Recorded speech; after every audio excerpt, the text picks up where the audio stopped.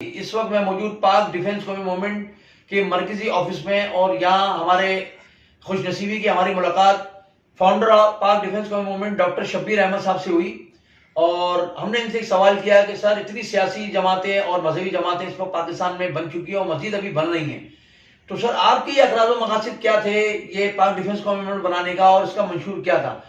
تو یہ سوال ہمارا ہے اور جواب ڈاکٹر صاحب دیں گے۔ جی اعوذ باللہ من الشیطان الرجیم، بسم اللہ الرحمن الرحیم۔ شکریہ میرے بھائی وسیم صاحب، آپ تشریف لائے۔ اللہ تبارک و تعالیٰ آپ کو اپنی حفظ و امان میں رکھے۔ دیکھیں، پاک ڈیفنس قومی موومنٹ پاکستان ایک پولیٹیکل پارٹی ہے، محب وطن سیاسی پارٹی ہے۔ اتنی پارٹیاں ہیں، ہم نے جب سے ہی دیکھا پاکستان میں ہوش سنبھالنے کے بعد کہ ہم نے پاکستان کے اندر صرف انتشار کی سیاست دیکھی، تو میری ایک بچپن سے ہی یہ سوچ تھی کہ ایک ایسی پارٹی تشکیل دی جائے جو محب وطن سیاسی پارٹی ہو۔ پارٹیاں تو بہت زیادہ ہیں اور نہ ختم ہونے والی اور بڑھتی ہی جا رہی ہیں، لیکن لفظ میں نے ایک ادا کیا ہے اس میں کہ محب وطن سیاسی پارٹی۔ محب وطن سیاسی پارٹی میں یہ نہیں کہتا کہ دوسری پارٹیاں سیاسی محب وطن نہیں ہیں، لیکن وہ اپنے مفادات کو سب سے پہلے رکھتی ہیں۔ عوام کے مفادات جو ہیں وہ ان کو عزیز نہیں ہیں، ملک کے نہیں ہیں۔ اچھا، پھر جب کرسی پر بیٹھے ہوتے ہیں تو اداروں کی عزت کرتے ہیں، جب کرسی سے ہٹتے ہیں تو اداروں کو تنقید کا نشانہ بناتے ہیں۔ یہ ایک سیاست ہے جو کہ ہمارے پاکستان میں یہ نظام رائج ہے، جو کہ بہت غلط ہے۔ اچھا، ان سیاست دانوں کی مہربانیوں کی وجہ سے ایسی ذہن سازی کی گئی عوام کی ایسی ذہن سازی انہوں نے کی ہے کہ پاکستان کو 2 ٹکڑوں میں تقسیم کر دیا ہے۔ الگ بنگلہ دیش بن گیا، یہاں پاکستان، باقی ماندہ پاکستان کو بھی 18ویں ترمیم کے تحت صوبائی سطح پہ تقسیم کر کے رکھا گیا ہے۔ آپ کا فیڈرل جو ہے وہ اتنا پاورفل نہیں ہے، صوبائی لیول پہ 18ویں ترمیم انہوں نے کر کے اس طرح کا سسٹم کر دیا ہے کہ کل کو فیڈرل کو بلیک میل کیا جائے اور صوبوں کو کسی وقت بھی علیحدہ کر دیا جائے پاکستان سے۔ یہ بہت خطرناک سسٹم ہے۔ سب سے پہلے 18ویں ترمیم ختم ہونی چاہیے پاکستان میں، اور ہمارا مقصد ہے کہ اسلامی صدارتی نظام آنا چاہیے پاکستان کے اندر۔ دیکھیں، اسلامی صدارتی نظام میں ایک سب سے بڑی رکاوٹ کیا ہے؟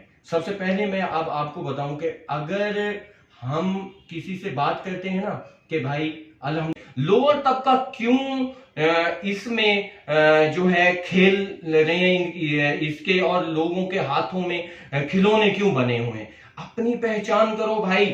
اب سوشل میڈیا کا دور ہے، میڈیا کا دور ہے، آپ اپنے حقوق کی بات کرو۔ آپ اپنے اداروں کو تنقید کا نشانہ بناتے ہو۔ آپ نے کبھی غور کیا ہے کہ آپ کے ادارے جو ہیں وہ آپ کے محافظ ہیں؟ بارڈر پر جتنے جوان شہید ہو رہے ہیں، جو پاکستان کے اندر شہید ہو رہے ہیں، باہر شہید ہو رہے ہیں، یہ تمام وہ جوان ہیں، چاہے وہ پولیس سے ہیں، چاہے وہ ملٹری سے ہیں، انٹیلیجنس سے ہیں، یہ وہ جوان ہیں۔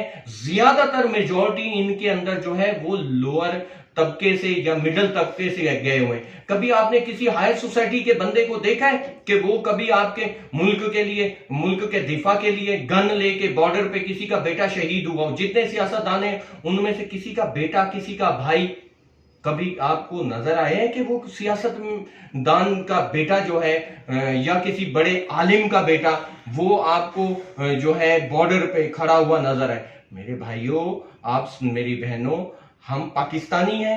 سب سے پہلے ہمیں قومیت پرستی، فرقہ پرستی اور لسانیت، ان چیزوں سے باہر نکلنا ہوگا۔ ہمیں پاکستانی بننا ہوگا، ایک قوم بننا ہوگا۔ آج مہنگائی، بے روزگاری، انتشار، دہشت گردی، یہ کیوں ہے؟ یہ چند وہ لوگ ہیں جو ملک کے اندر سکون نہیں دیکھ سکتے۔ ملک کو جہاں بیرونی معاملات ہیں وہاں اندرونی معاملات ہیں۔ ان کے اندر جو آپ کے محافظ ہیں، جو پاکستان کو محفوظ کرنے والے ہیں، ان کو تو آپ گالیاں دیتے ہیں۔ بہت سارے معاملات ایسے ہیں کہ ہمیں اس ٹائم ایک قوم بننا ہے، یکجا قوم۔ یہ مہنگائی، بے روزگاری تب ہی ختم ہوگی جب ہم ایک قوم بنیں گے۔ ہم ایک قوم بن کے اس کے خلاف بات کریں گے۔ ایک دوسرے کو برا بھلا کہنے سے یہ مسائل حل نہیں ہونے۔ تو ہمارے ملک کے اندر 3 چیزیں ہیں، بس میں آخری بات ہی کر رہا ہوں۔ اگر آپ چاہتے ہیں کہ آئی ایم ایف سے ہماری جان چھوٹے، اگر آپ دیکھیں آئی ایم ایف سے سود پر پیسہ آتا ہے، وہ جو سود پر پیسہ آتا ہے کبھی اس سے فلاح نہیں ہے، کیونکہ قرآن پاک میں اللہ تبارک تعالیٰ واضح فرما رہے ہیں کہ سود کا کاروبار کرنے والے کی اللہ اور اللہ کے رسول صلی اللہ علیہ وسلم سے کھلی جنگ ہے. تو جب آپ جنگ کو خود اعلانیہ جنگ کرو گے تو ملک کے اندر کبھی بھی امن نہیں آ سکتا. اس کے لیے میرے بھائیوں سب سے پہلے اسلام کی طرف راغب ہو جاؤ، اور اسلام درس دیتا ہے امن کا، اسلام درس دیتا ہے بھائی چارے